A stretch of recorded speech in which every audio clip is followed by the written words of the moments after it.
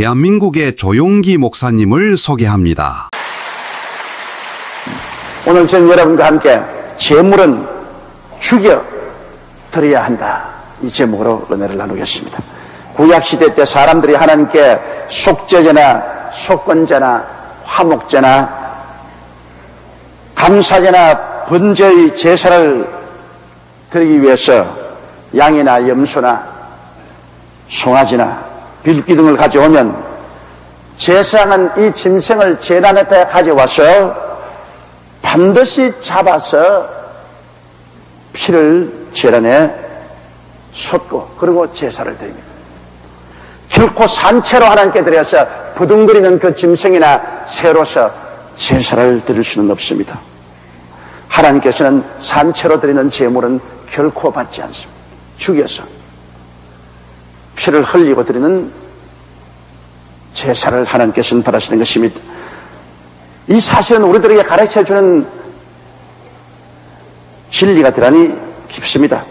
오늘날 우리들이 하나님께 우리 자신을 드리거나 크고 작은 사업이나 일을 하나님께 드리면 하나님은 그 사람이나 그 사물을 반드시 받아서 상징적으로나마 죽여서 제단에 얹게 하시고 그러고 난 다음에 주님께서 다시 살려서 산제물로 만드시고 축복을 허락해 주시는 것입니다.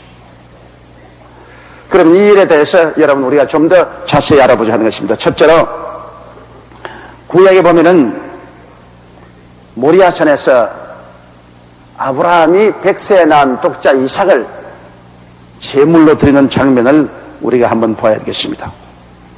우리 하나님께서 아브라함에게 나타나셔서 아브라함아, 내 독자 내 사랑하는 아들을 내가 지시하는 땅 산에 가서 번제로 드리라. 대단한 명령입니다. 100세에 낳은 자식이 이제 17, 18세쯤 되어서 모든 아버지의 가사를 돕고 아버지와 친구가 되었으니 아버지가 눈에 넣어도 아프지 않은 귀한 자식입니다. 그런 이삭을 하나님께서 지시하는 땅에 가서 그를 잡아 각을 떠서 불로 태워 제물로 드려 하십니다. 이것은 하나님의 무시무시한 명령입니다. 그러나 하나님께서 축복을 해 주시기 전에는 반드시 하나님께 제물로 드려야 그 다음 축복을 해 주시죠. 하나님께 제물로 드리지 않은 것은 하나님께서 복을 내릴 수가 없습니다. 그래서 아브라함은 자기 아내 사라와도 이야기하지 아니하고 그 아들을 데리고 사할 길을 걸어갑니다. 하나님이 지시한 땅을 찾아서 사할 길을 걸어가는데 그 아들이 아버지 부축해서 걸어갈 때 아버지 마음이 어떻겠습니까? 그 사실을 아들에게는 설명을 할 수가 없습니다. 하루를 가고 해가 기운이 주막에 들어갔습니다. 아버지에게 물을 떠서 발을 씻겨주고 식탁을 준비해주고 잠자리를 준비해주고 아버지 다리 아프다고 만져주고 어깨를 두들겨주고 할 때 아버지의 가슴에 메어지는 것입니다. 이 아들을 내가 죽여서 제물로 드리다니 차라리 내가 죽는 것이 좋지 않겠는가? 그러나 아브라함은 이제 충분히 하나님의 명령이었다는 것을 깨달아 안 사람입니다. 하나님 명령에는 절대 복종, 절대 순종만 있지 그게 인간적인 논쟁이 있을 수가 없습니다. 또 이틀 하루 걸어가서 또다시 주막에서 그렇게 지내고 3일째 된 날 산 밑에 내려가서 종들에게 너희는 여기서 기다리라. 아이는 나와 함께 올라가서 제사를 드리고 오겠다. 그러면서 산을 올라가는데 이제 이삭이 장작을 어깨에 걸머쥐고 아브라함은 불과 칼을 들고서 올라가는데 이삭이 가만히 보니 이상하거든요. 제사를 드리려면 반드시 제물이 있어야 되는데 제물이 없거든요. 그래서 아버지요, 여기에 장작도 있고 불도 있고 칼도 있는데 제물은 어디 있습니까? 아브라함의 마음이 탁 내려앉았어. 그러나 태어난지 하고 제물은 하나님께서 친히 예비하신다. 그래서 모리아산 꼭대기에 가서 장작을 내려놓고 그 아들과 함께 제단을 쌓고 나무를 베어다가 그 위에 깔고 그러고 난 다음 아버지가 아들을 물끄러미 바라봅니다. 아버지 왜 나를 바라보지요? 하나님께서 내게 말씀하기를 너를 잡아서 제물로 드리라 그랬다. 그러므로 내가 너를 잡아야 되겠다. 손 내밀어라. 두말하지 않고 이삭은 손을 내밀었습니다. 아버지는 이삭의 손을 묶고 발을 묶고 그리고 이삭을 들어서 그 제단 위에 장작 위에 얹어놓고 그의 눈물이 한없이 흘러내렸을 것입니다. 그의 가슴은 슬픔으로 터질 것만 같았어. 그는 칼을 들고 떨리는 손으로 그 아들을 내다보며 아들은 눈을 감고 아버지가 죽이기를 기다리고 있습니다. 그는 칼을 높이 들어서 그 아들을 내리치려고 했습니다. 이미 아브라함의 마음에는 그 아들 이미 잡은 겁니다. 그때 하나님 말씀이 아브라함에게 임하여서 그 팔을 잡았습니다. 아브라함아, 네 아들 죽이지 마라. 그래서 아브라함이 칼을 놓고 그 아들의 묶은 끈을 풀고 도로체에서 내리고 보니까 그 옆에 풀숲에 사냥 한 마리가 등굴에 뿔에 걸려 있습니다. 하나님이 예비해 놓으셨습니다. 그 사냥을 잡아다가 죽여서 피를 흘리고 번제로 하나님께 드렸습니다. 여기에서 이미 아브라함의 마음은 이 아들 이삭을 죽인 것입니다. 또 이삭도 하나님 앞에서 그 마음으로는 이미 죽은 것입니다. 제물로 드렸습니다. 하나님께 드리는 제물은 죽여서 드려야 되는데 이삭은 칼만 안고 폈다 뿌리지 이미 아브라함의 가슴 속에도 죽인 자식이 자기도 하나님 앞에 죽임을 받은 사람입니다. 그래서 하나님이 그를 예컨대 죽은 자 가운데서 부활시킨 것입니다. 아브라함 마음에도 죽었고 이삭의 마음에도 죽은 자식 하나님이 살린 것입니다. 그래서 제물로 바친 그 자식을 하나님께서 다시 살리시고 난 다음에 그 다음 하나님께서 축복을 명하셨습니다. 창세기 22장 16절로 18절에 가라사대 야훼께서 이르시기를 내가 나를 가리켜 맹세하노니 내가 이같이 행하여 내 아들 내 독자를 아끼지 아니하였은즉 내가 내게 큰 복을 주고 내 씨로 크게 성하여 하늘의 별과 같고 바닷가의 모래와 같게 하리니 내 씨가 그 대적의 문을 얻으리라. 또 내 씨로 말미암아 천하 만민이 복을 얻으리니 이는 내가 나의 말을 준행하였음이라 하셨다니라. 하나님의 이 위대한 축복은 그 아들을 제물로 드려서 죽이고 난 다음 하나님이 상징적으로 부활시키고 부활한 산 제물에 하나님께서는 복을 주었습니다. 그래서 아브라함과 이삭과 야곱과 이스라엘이 선민이 되고 하나님이 큰 축복을 받도록 그렇게 만들어주신 것입니다. 둘째로 알아보고 싶은 것은 우리 하나님의 아들 예수 그리스도의 갈보리산에서 제물되게 하신 것을 우리 깊이 생각해 봐야 됩니다. 하나님이 그 아들 예수를 보내셔서 우리에게 그냥 교훈을 하시고 좋은 말씀을 가르쳐 주어서 우리를 구원할 수 없었을까요? 그러나 성경에는 피 흘림이 없은즉 죄사함이 없다 했습니다. 제물로 드리지 않고는 하나님은 죄사함도 줄 수 없고 축복을 줄 수 없습니다. 반드시 제물로 드려야 하나님이 그를 죽여서 제물로 받으시고 그 다음에 하나님이 살리셔서 복을 주시는 것입니다. 그래서 인류 구원을 위하여 예수님은 반드시 죽어야만 합니다. 그래야 제물이 됩니다. 히브리서 9장 12절에 염소와 송아지의 피로 아니하고 오직 자기 피로 영원한 속죄를 이루사 단번에 성소에 들어가시니라고 말하고 있는 것입니다. 예수님께서는 그러므로 온 인류를 대신해서 하나님 앞에서 제물이 되기 위해서 갈보리산 십자가에 올라가서 그는 죽었습니다.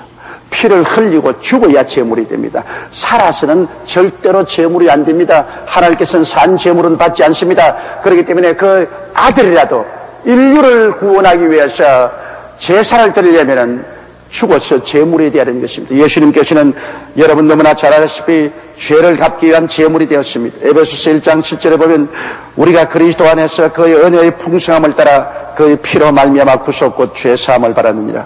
예수님께서 죄를 용서하기 위해서 제물이 되셨으므로 그의 찢어지고 피 흘리심을 통해서 우리를 속죄하시고 주님께서 하나님과 사람 사이의 지은 죄, 사람과 사람 사이의 지은 죄, 스스로 마음속으로 허약해서 지은 모든 죄를 영원히 주님께서 속여 주신 것입니다.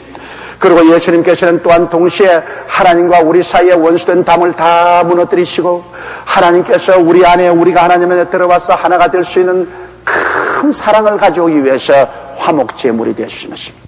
그뿐 아니라 더 놀라운 것은 우리 마음의 기쁨입니다. 여러분, 사람의 마음의 기쁨은 양약입니다. 우리의 마음속에 약공장을 돌립니다. 우리는 양약을 마음속에서 산출하면 우리는 모든 병에서 날 뿐 아니라 우리는 건강하고 젊고 활기차고 오래 살게 되는 것입니다. 모든 사람들이 오늘날 병 없이 장수하기를 원하는데 병 없이 장수하는 가장 좋은 첩경이 예수 그리스도 앞에 나와서 기쁨을 얻는 것입니다. 예수님은 우리의 기쁨의 제물이 되었습니다. 예수님께서 십자가에서 우리 위하여 죽었습니다. 예수님은 죽으실 수 없는 분이신 것입니다. 왜냐하면 죄가 없으면 죽지 않습니다. 아담과 하와도 죄 짓기 전에는 죽을 수 없는 몸이었습니다. 그가 죄를 짓자 영원히 죽으면 육체로 따라 죽었습니다. 예수님은 죄가 없었기 때문에 절대로 죽을 수 없었습니다. 창을 찌르고 칼로 찔러도 예수님은 돌아가시지 않습니다. 겟세마네 동산에서 인간의 죄를 다 들어 마셨기 때문에 예수님의 영혼이 죽었습니다. 그래서 육체가 십자가에 죽은 것입니다. 그렇기 때문에 겟세마네 동산에서 주님은 몸부림을 치며 할 수만 있으면 이 잔을 내게서 옮기시옵소서. 내 뜻대로 마옵시고 아버지 뜻대로 하십시오. 인류의 죄악의 잔을 예수님께서 몸서리를 치면서 마셨습니다. 그러자 그 영혼이 죽었습니다. 그렇기 때문에 그 육체가 십자가에 못 박여 죽었던 것입니다. 예수님은 영과 육체가 죽어서 고난을 닦고 난 다음에 그 사망을 다 청산하고 사흘 만에 부활하셨습니다. 그리스도께서 이 생명의 제물이 되어주심으로 여러분, 우리는 이제 기쁘게 영생을 얻게 되고 부활을 체험하게 된 것입니다. 이러므로 오늘 예수께서는 이제는 성령으로 오셔서 주께서 드린 그 제물의 결과를 여러분에게 누리게 하시려고 역사하고 계신 것입니다. 제사는 이미 주님 드렸습니다. 하나님이 그 제물은 받으셨습니다. 그 제사 드린 결과를 여러분에게 누리게 하시기 위해서 오늘 말씀과 성령으로 여러분에게 깨우쳐 주시고 믿음을 넣어주시고 기도하게 해주시고 그 제물의 대가를 여러분이 받도록 주님 성령께서 역사하고 계신 것입니다. 셋째로, 그러면 이 성경에 주님께서는 우리도 거룩한 산제물이다라고 말씀합니다. 로마서 12장 1절로 2절에 그러므로 형제들아 내가 하나님의 모든 자비하심으로 너희를 권하노니 너희 몸을 하나님이 기뻐하시는 거룩한 산제사로 드리라. 이런 너희의 드릴 영적 예배니라. 너희는 이 세대를 본받지 말고 오직 마음을 새롭게 함으로 변화를 받아 하나님의 선하시고 기뻐하시고 온전하신 뜻이 무엇인지 분별하도록 하라. 여러분, 원래부터 살아있는 제물은 제사가 아닙니다. 그 때문에 산제사를 드리기 위해서는 먼저 죽어야 되는 것입니다. 죽어야 주님이 부활시켜서 산제물로 만들지. 원래부터 살아있는 부둥대는 제물은 제물이 아닙니다. 그러므로 우리는 죽어야 돼요. 실제로 죽든지 상징적으로 이제 죽어야 돼요. 그런데 여러분, 예수 믿고 난 다음 주님이 우리를 제물로 만드는 것은 물세례를 통해서 제물로 만듭니다. 물세례가 뭡니까? 우리가 물에 들어가서 주의 종에 의해서 성부와 성자와 성령의 이름으로 물무덤 속에 들어갑니다. 물 속에 잠기는 것은 이제 죽었다 그 말인 것입니다. 죽어서 물무덤 속에 들어갔다.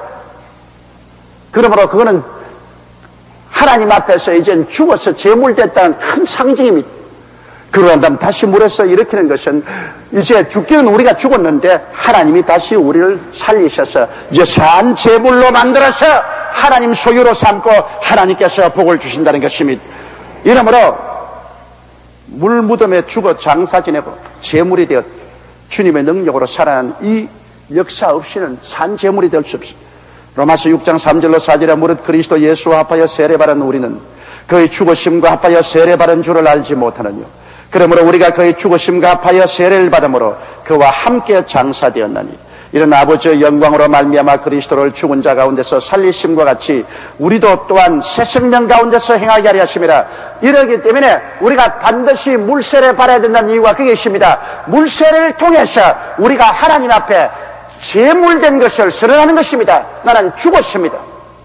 그러나 하나님이 살리셔서 산 제물이 되게 하셔서 그때부터 주님께서 그 산 제물의 축복을 해주시는 것입니다. 사도 바울 선생은 우리의 매일매일의 삶을 나는 죽었고 나는 다시 살아난 산 제물인 것을 마음에 인식하고 살기를 원합니다. 그리스도께서 우리와 함께 죽고 함께 산 사실을 우리가 깨달아 알라는 것입니다. 갈라디아서 2장 20절에 내가 그리스도와 함께 십자가에 못 박였나니 그런즉 이제 내가 산 것은 내가 아니요 오직 내 안에 그리스도께서 사신 것이라. 내가 예수와 함께 십자가에 못 박여 제물되었습니다. 그리스도를 통해서 내가 하나님께 제물되어서 죽었습니다. 그리고 하나님이 그리스도를 살리심으로 그리스도와 함께 나를 살려주셨으므로 이제는 나는 산 제물이 되었습니다. 그것을 우리가 마음속에 언제나 믿어야 되는 것입니다. 하나님께서는 제물로 받으실 사람을 먼저 상징적으로 죽이시고 그러고 난 다음에 상징적으로 부활하셔서 축복을 해주신 것입니다. 사도 바울 선생은 고린도전서 15장 31절에 형제들아 내가 그리스도 예수 우리 주 안에서 가진 바 너에게 대한 나의 자랑을 두고 단언하니 나는 날마다 죽노라. 날마다 죽고 날마다 하나님이 부활하셔서 제물되어서 산 제물이므로 하나님이 산 제물은 하나님의 소유입니다. 하나님이 계속해서 축복해 주시는 것입니다.